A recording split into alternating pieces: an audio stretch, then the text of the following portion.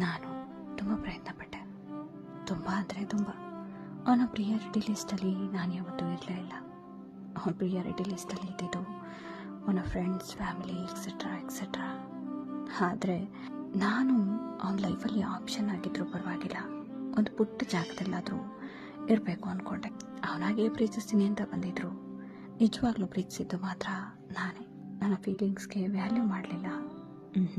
ಪರವಾಗಿಲ್ಲ ಅಂದ್ಕೊಂಡೆ. ನಾನು ಇಷ್ಟೇ ಅರ್ಥ ಮಾಡಿಸೋ ಪ್ರಯತ್ನ ಪಟ್ಟರು ಅವನು ಅದನ್ನು ಅರ್ಥನೇ ಮಾಡ್ಕೊಳ್ಳಿಲ್ಲ. ಹೋಗಲಿ ಬಿಡು ಅಂದ್ಕೊಂಡೆ.